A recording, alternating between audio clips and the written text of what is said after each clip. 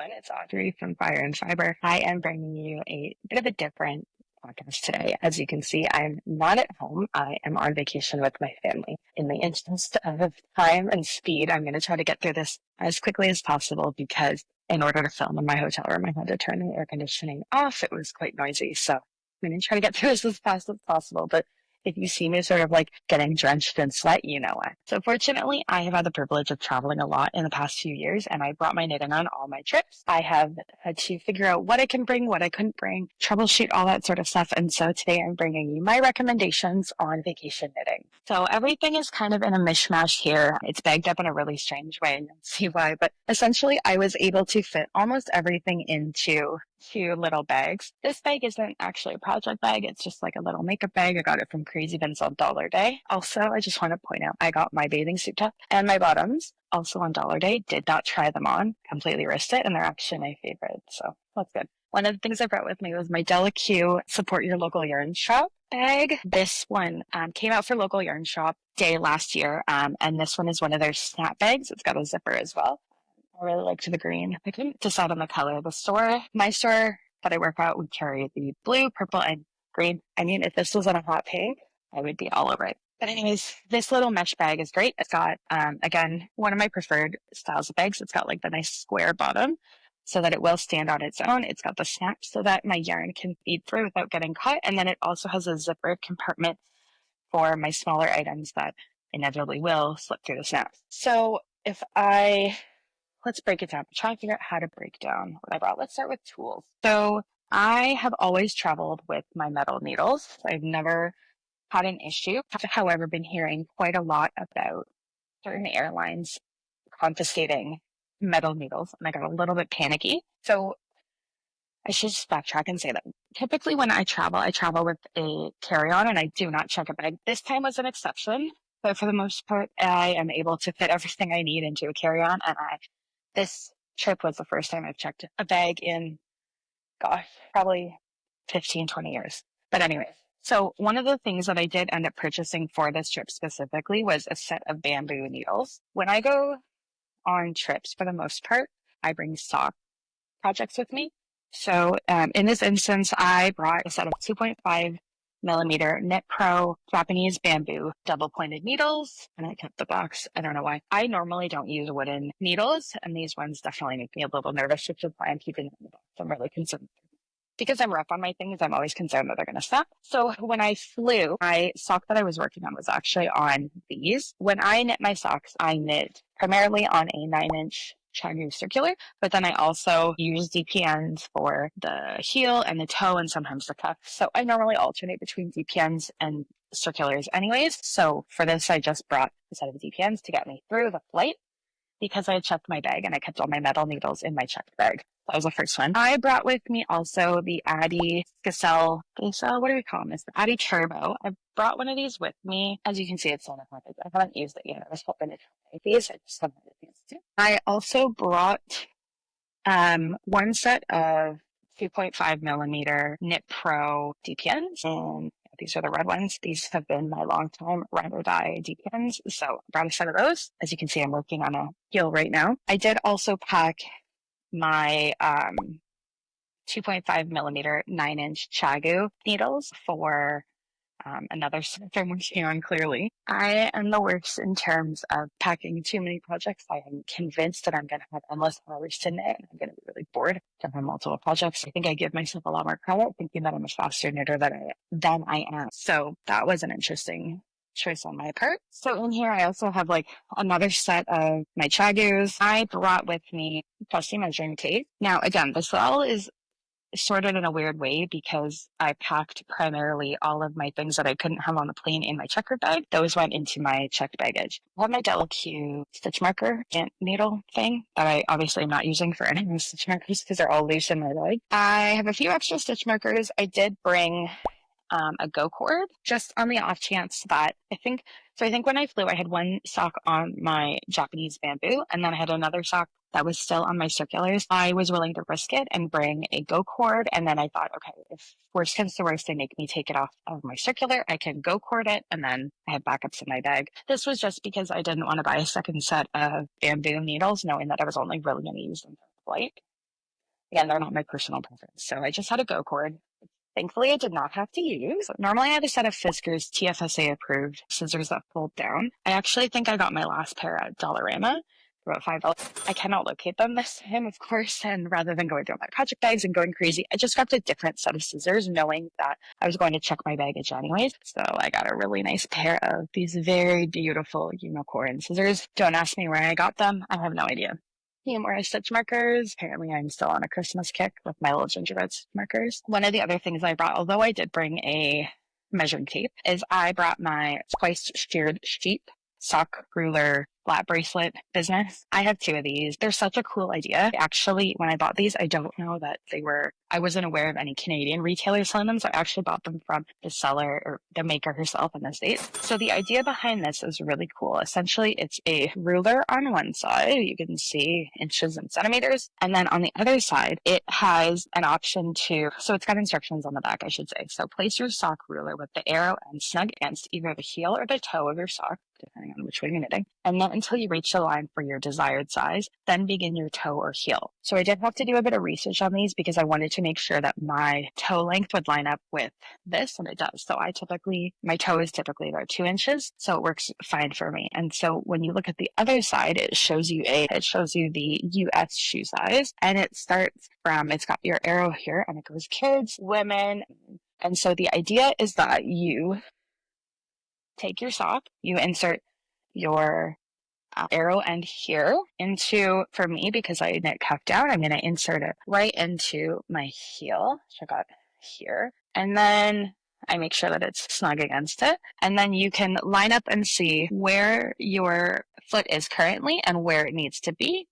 I have quite a ways to go on this set because I am knitting these for my partner, who wears a men's size 7.5.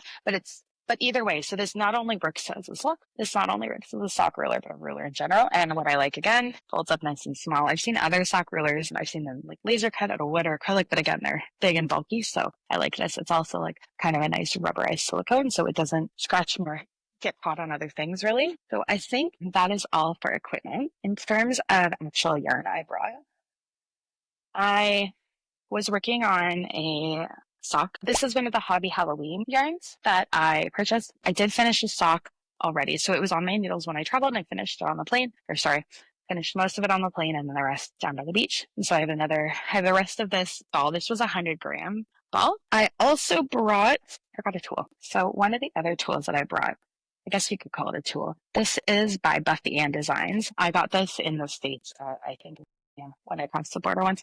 This is a yarn sock, so especially for when I'm pulling from the center, not so much with this guy, but if I was using a bigger skein, this just keeps your yarn contained so that it's not unraveling, especially if you're pulling from the center and then you've got the outside unraveling. It's just a great little reminder. There are clearly companies that make these things specifically for yarn. You can 100% use just a regular sock, cut off the toe, or don't. This came in a 3-pack from Have You Any Wool when I went across the border to Amherst a few months ago, and I just thought it was really cute. So that was another tool I had.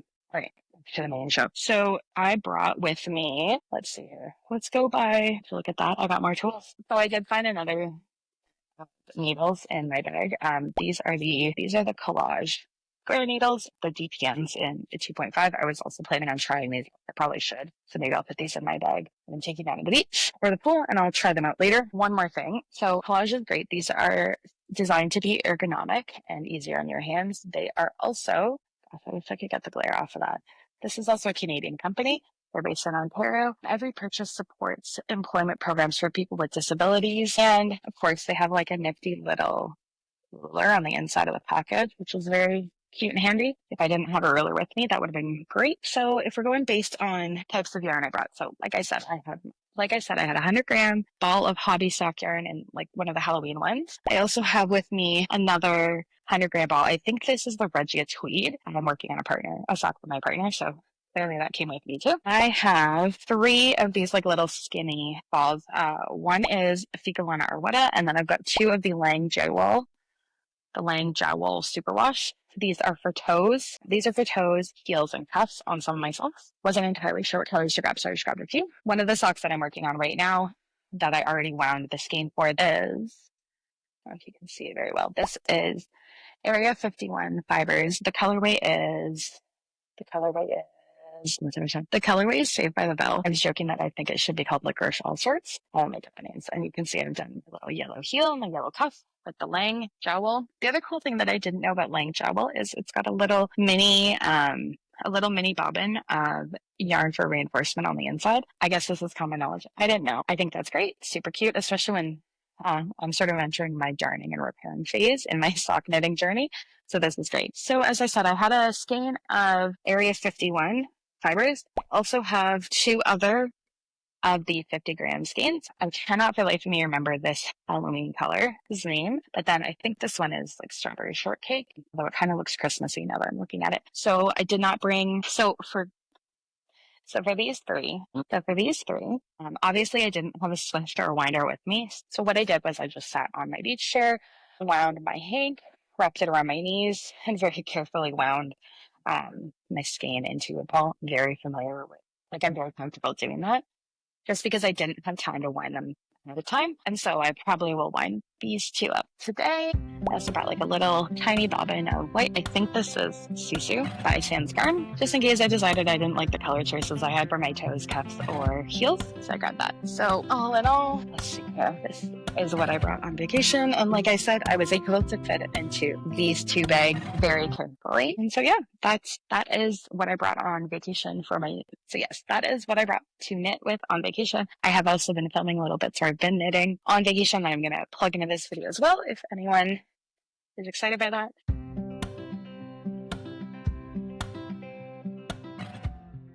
I don't know. I have seen that it is very bad weather in Ontario, and I am sorry that I missed it. Also very not sorry. I hope if you are experiencing some of the rough weather that Ontario is having right now, that you're staying safe. If you are without power, I hope you get it back soon. I've seen lots of my friends, especially in rural areas or on reserve in different communities, talking about losing power and the community banding together and supporting each other, checking on everyone, bringing firewood, bringing food, just checking in on each other. It's really nice to see that much community, especially in times of strife. I do kind of feel like a jerk filming on vacation, and I actually struggle a lot with the fact that I go away a couple times a year and the privilege that comes with that. I do struggle a lot. I do struggle with recognizing that I am in a place of extreme privilege, and I'm coming to a country where a lot of people live in conditions that would not be acceptable in Canada or North America, especially in a tourist destination like Cancun that relies so heavily on tourism. Um, it's like a weird one for me. So, anyways, like I said, I'm so awkward about this. So, anyways, that is what I have for knitting on vacation. Kudos to people who bring like sweaters or big projects. I could never. I'm already a little bit overwhelmed with how much I brought, and I definitely brought way too much, which to me is better than not bringing enough and being bored. Not that I would be bored, but you know what I mean. I'm Audrey from Fire and Fiber. I'm still trying to figure out how to end this thing. But happy knitting, stay safe, and I will hopefully see everyone soon. Hello. Welcome back, or I guess welcome back to me, sadly. This is the second half of my vacation knits, or what I brought on vacation knitting video thing. So I'm happy to report that I missed all of the bad weather, and I brought the bad weather back with me instead of the sunshine. So I'm back. I am happy to be back. I was happy to go away, had a great trip. I felt totally refreshed, rejuvenated, recharged, whatever, and I'm back. I wanted to just give a little bit of an update on what I knitted while I was away, and then also a few of the other items that I brought with me that helped with my knitting. So I think I'm going to do items first. Let's see here. So first and foremost, I love the sun, but I also believe really strongly in sun protection. So I brought with me my, I think this is a 9 West hat. I believe I got it during the pandemic. I ordered it probably from the Bay online for pickup back when you couldn't do any in-store shopping and you had to do pickup. So what I liked about it is that it actually rolls up. It's got an elastic on the inside, but I just have it rolled the other way. So essentially it's kind of like a visor. And I mean, it really, really, really gives me like old lady gardening visor vibes, but I still love it. So let me show you. So like I said, it does roll up really small, and then you can take the elastic off, and it's got the little band on the inside, and then it actually just velcros around your head. Gives a lot of sun protection, especially when you're out knitting or just in the sun in general. So I couldn't go on vacation and talk about my vacation knitting essentials or any vacation sun, warm weather, outdoor swim essentials without talking about my trusty visor hat thing. My only complaint is that I get the velcro stuck in my hair a lot. I don't have the best aim when it comes to overlapping, and so I often will get it caught in my hair. That's a me problem. One of the other things I brought on vacation with me, I had just picked this up before we went away, is a tripod. I have another tripod. This tripod I did order on Amazon only because I wanted to, well, cost was a factor, but also there wasn't anything locally to me at a local big box store or like even smaller store that was comparable, especially for the price. And I didn't want at this time to invest a whole lot in a piece of equipment if I wasn't sure I was going to use it a ton. So this one is great. It goes, I believe, up to either 62 inches is the extended height. And this one also has the little Bluetooth shutter clicker, which is cool. My only complaint really is that it is a little bit difficult to get the legs open, but besides that, it's great. There's lots of different ways that you can set it up. It's really flexible. It is pretty lightweight. Let me see if I can extend it here. So it is pretty lightweight and it actually fit in my carry-on bag, no problem. So because I did quite a bit of filming my knitting, which I'll drop down, or I guess I'll put at the end of this video if anyone cares, or maybe I'll intersperse it and you'll be forced to watch it.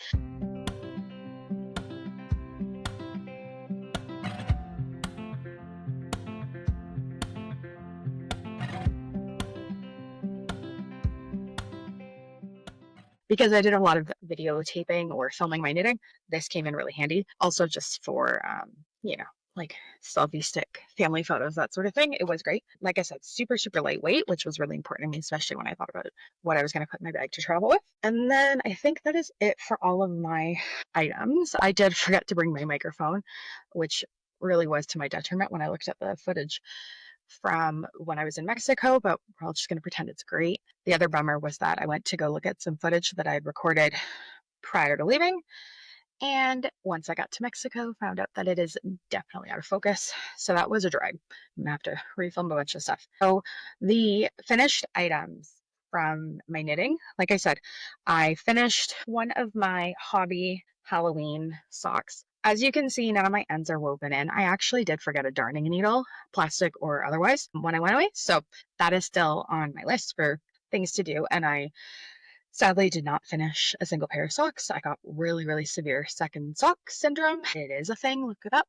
So I have 3 mismatched socks right now. So the first, like I said, is my hobby Halloween yarn, Halloween sock yarn. I actually really liked that it wasn't just orange and black, like traditional Halloween colors, especially this neon green. I'm curious if it glows. That would be really cool if it was UV light reactive or glowed in the dark. As I said previously, or I showed previously, I guess, can't remember. It's been so long. It hasn't been long since I've only been back so today's Thursday. I got back on Sunday, but flew right back into my real life. So vacation already feels a little bit far away. So this was my very first sock knitting with Area 51 fibers, and then my Lang's jowl. So I finished this guy. This is in the color Saved by the Bell. I'm still petitioning to rename it Licorice All Sorts. Or actually, the other thing I was thinking about is if you take away the pink, like if you look at it from like here to here, it reminds me of 90s X-Men Wolverine colors. If you know, or 80s, I guess.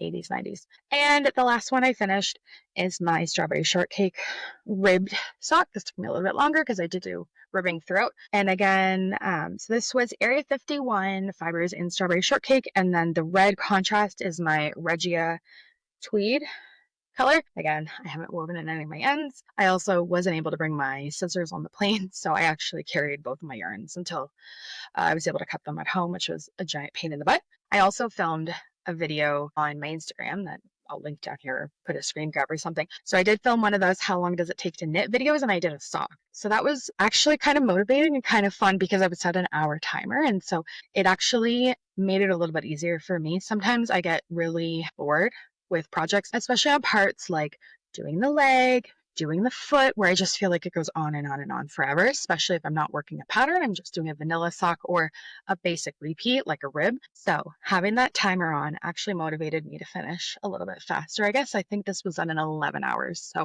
for anyone who is wondering, that is for a woman's size, about 9.5, with about, I think this is an 1.5 inch cuff and probably like a 4 inch leg. So 11 hours.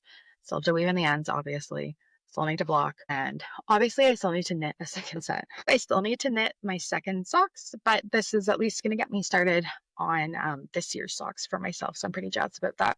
I did want to mention one other item. I had been attempting to finish this prior to going away, and it just did not happen. And that is okay. I wasn't being too hard on myself. Also, I wanted to wear this on vacation, and it was truly, truly too hot and humid. I would not have been happy.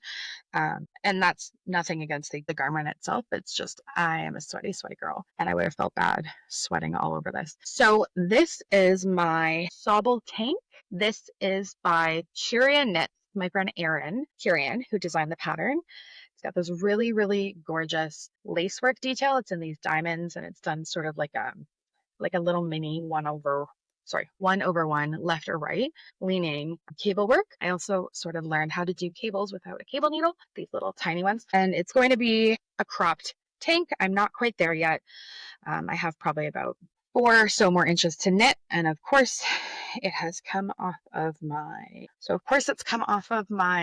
go cords. Why wouldn't it? So this was really fun. I also knit this in a new yarn. To me, this is Cascade linen and cotton blend, and this is the color Sage. I only needed 2 skeins for this. Like, I'm on my second. I did buy a third, and I realized I wouldn't need it, so I returned it before I caked it, just to save myself a bit of cash. And so hopefully I'll get that done in the next few weeks, and then I'll be able to post it as well. I would also like to give an honorable mention to the sheer volume of sunscreen I used this week.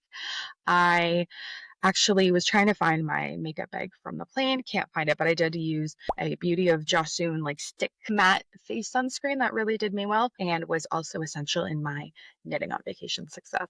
So if you enjoyed this video, please like, subscribe, and share for your friends. It really does help. Comments are always great. I'd love to hear what you all think, and I hope everyone is staying safe. Please don't forget to vote in the upcoming Canadian federal election on April 28th. Please be aware of your voting place. Get your voting card if you need it. Also, if you want to advance vote or vote by mail, know about your polling places. Most of them, I think, are open today and will be open until, I believe, the 20th or the 26th. Either way, vote, vote, vote, vote, vote, vote, vote. Please, please, please, please, please vote. We are in dire, dire times here, Canada. Like, vote, please. Anyways, I'm Audrey from Fire and Fiber. I hope you have a fantastic day and happy knitting.